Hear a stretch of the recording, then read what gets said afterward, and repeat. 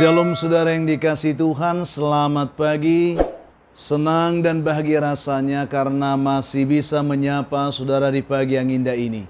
Doa juga harapan saya pagi ini bahwa saudara semua dalam keadaan sehat, dalam keadaan baik tentunya, penuh dengan sukacita, diberkati Tuhan untuk sepanjang hari ini. Puji Tuhan saudara, pagi ini kita bersyukur kita masih diberi anugerah hari baru oleh Tuhan pagi ini. Tentu dengan berkat Tuhan yang baru juga yang bisa kita nikmati di sepanjang hari ini.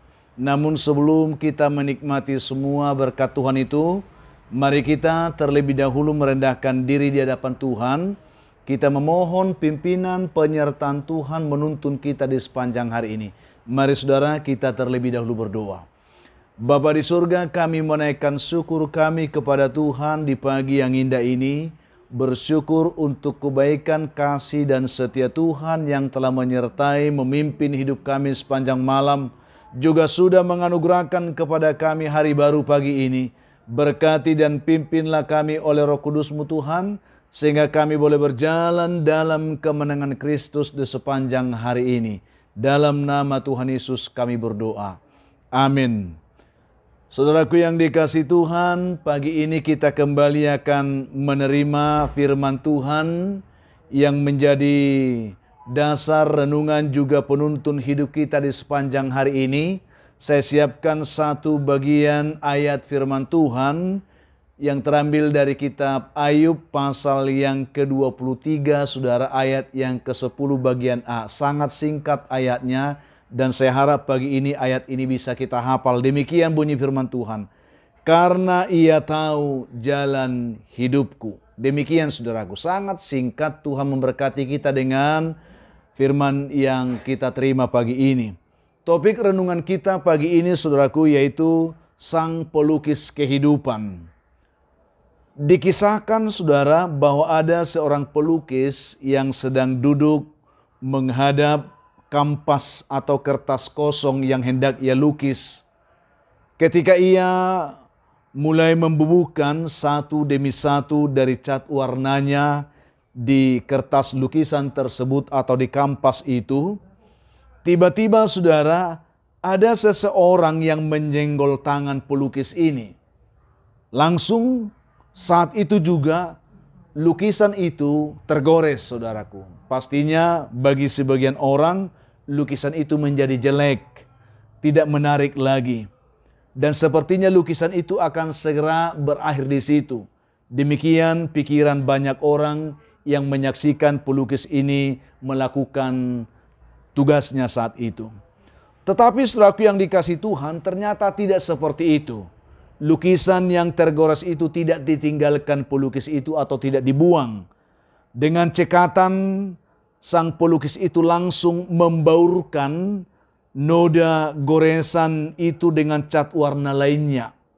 Artinya langsung diambilnya cat yang lain dengan campuran cat yang lain juga, digoresnya ke noda itu, sehingga dengan luar biasa saudaraku, ternyata ya lukisan yang sudah tergores tadi, di tangan seorang pelukis yang handal itu, lukisan yang sudah tergores itu ternyata dapat menjadi sebuah lukisan mahakarya yang luar biasa, yang akhirnya dikagumi oleh semua orang yang melihat lukisan tersebut setelah selesai dilukis.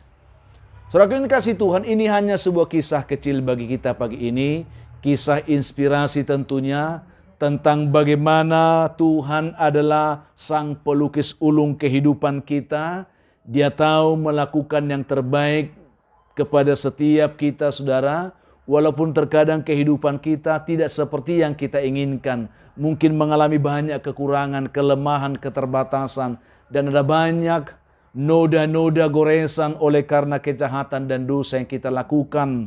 Tetapi kita percaya saudaraku, ada tangan Tuhan yang luar biasa, yang mampu membaurkan warna kasih-Nya di dalam goresan-goresan kehidupan kita, luka-luka hati kita, persoalan-persoalan kehidupan kita, sehingga di tangan Tuhan kita bisa dibuat menjadi sebuah mahakarya yang luar biasa. Ini yang perlu kita renungkan pada pagi hari ini. Hal ini kita bisa lihat dari kehidupan seorang hamba Tuhan Petrus, saudaraku. Ketika saat itu kita bisa melihat bahwa Tuhan telah memanggil Petrus untuk menjadi seorang penjala manusia dari seorang penjala ikan. Tetapi dalam panggilan tugas pelayanan yang diberikan oleh Tuhan kepada Petrus, dia gagal untuk menggenapi panggilan itu. Dia menggoreskan goresan luka, menggoreskan goresan yang membuat lukisan itu sepertinya tergores noda oleh karena kelakuan, oleh karena sikap, tindakan, dan perkataannya sendiri yang sampai 3 kali menyangkal Yesus, saudaraku. Ini perkara yang terkadang membuat kita seperti kita merasakan menjadi minder, menjadi lemah, dan mungkin mundur dan bahkan putus asa. Tetapi kita lihat, saudaraku, Tuhan tidak meninggalkan Petrus walaupun kehidupannya ternoda oleh goresan-goresan ketidaklayakannya, oleh karena dosa, oleh karena pelanggarannya. Tangan Tuhan, sang pelukis agung itu, melukiskan warna kasih di dalam kehidupan Petrus. Sehingga sampai 3 kali Tuhan berkata, "Petrus anak Yohanes, apakah engkau mengasihi aku?" Ada kasih yang dibaurkan Tuhan di dalam kehidupan Petrus untuk membentuk kehidupan Petrus menjadi sebuah lukisan mahakarya di hadapan Tuhan, yang pada akhirnya Tuhan menitipkan tanggung jawab besar kepada Petrus. Gembalakanlah domba-dombaku. Saudaraku yang dikasihi oleh Tuhan Yesus Kristus, inilah yang menjadi perenungan bagi kita pada saat ini. Mungkin saya tidak tahu saat ini kehidupan saudara sedang tergores oleh kesalahan saudara sendiri, oleh luka-luka karena perbuatan yang saudara lakukan sendiri, yang menggores lukisan kehidupan saudara, sehingga ada banyak noda, ada banyak kesalahan di sana. Tetapi saudaraku yang dikasihi Tuhan Yesus Kristus, mari kita belajar dengan mendengarkan renungan firman Tuhan yang kita terima pada pagi hari ini. Firman Tuhan katakan, "Ia tahu jalan hidupku." Terkadang kita bisa gagal, kita bisa jatuh, kita bisa tergelincir oleh karena kelakuan dan perbuatan serta sikap hidup kita yang ceroboh. Tetapi saya yakin, saudaraku, kasih Tuhan lebih daripada semua kekurangan kita, yang mampu mengangkat kehidupan kita, yang mampu membentuk hidup kita menjadi sebuah lukis mahakarya di hadapan Tuhan. Ini yang perlu kita terima pagi hari ini. Sehingga tidak ada alasan bagi kita untuk mundur. Tidak ada alasan untuk kita putus asa. Tidak ada alasan bagi kita untuk menyerah dalam kehidupan ini. Selama tangan Tuhan masih memegang hidup kita, maka Dia akan mampu melukis lukisan terindah di dalam kehidupan walaupun kita penuh dengan ketidaksempurnaan. Saudaraku yang dikasihi Tuhan Yesus Kristus, karena saya yakin, saudaraku, tidak peduli betapa buruk kehidupan kita sebenarnya di hadapan Tuhan. Selama kita mau membawa hidup kita, menyerahkannya ke tangan Tuhan, Dia akan sanggup mengubah kehidupan kita. Tidak persoalan seberapa besar dosa yang telah kita perbuat, yang membuat kehidupan kita ternoda dan melukai hati Tuhan.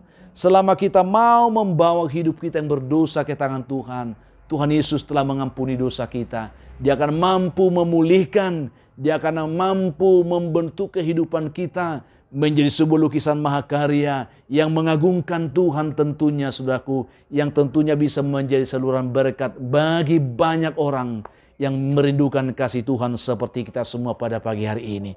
Saudaraku yang dikasihi oleh Tuhan Yesus Kristus, mari pagi hari ini kita memberi hidup kita kepada Tuhan. Dia sang pelukis ulung hidup kita. Dia tahu yang terbaik bagi kehidupan saya dan saudara. Memang kita penuh dengan ketidaksempurnaan. Kita penuh dengan kekurangan dan keterbatasan. Tetapi tangan Tuhan, tangan yang sempurna itu, Dia tahu melakukan yang terbaik bagi kehidupan saudara dan saya. Dia tahu melakukan yang terbaik menurut kehendak dan rencananya bagi hidup saudara hari ini. Sehingga walaupun hari ini kita merasa kita lemah, kita terbatas, kita tidak mampu, yakinlah saudaraku, bahwa kalau engkau mau memberi hidupmu kepada Tuhan, engkau pasti akan dimampukan, engkau pasti akan diangkat, engkau pasti akan dipulihkan hidupmu, dan engkau pasti akan diberkati sehingga kehidupanmu menjadi sebuah karya agung, karya lukisan maha agung, maha karya dari Tuhan yang dapat menyatakan kemuliaan Allah kepada setiap orang yang merindukan kasih Tuhan dalam hidup mereka hari ini. Itu yang saya sampaikan, saudaraku. Ingat, hanya warna kasih Tuhanlah yang dapat membaurkan noda goresan ketidaklayakan kita akibat pelanggaran dan dosa-dosa kita pada lukisan kehidupan kita, sehingga kita bisa kembali menjadi sebuah mahakarya yang indah.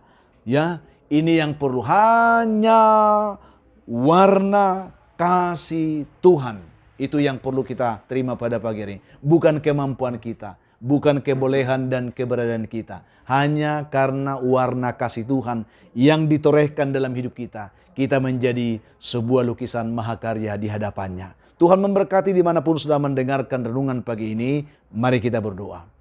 Bapa kami, menaikkan syukur kami kepada Tuhan untuk kebaikan kasih Tuhan yang menyapa kami pagi ini, mengingatkan kami tentang kehidupan kami di tangan Tuhan, yang terkadang kami gagal, yang terkadang kami berdosa, mendukakan hati Tuhan.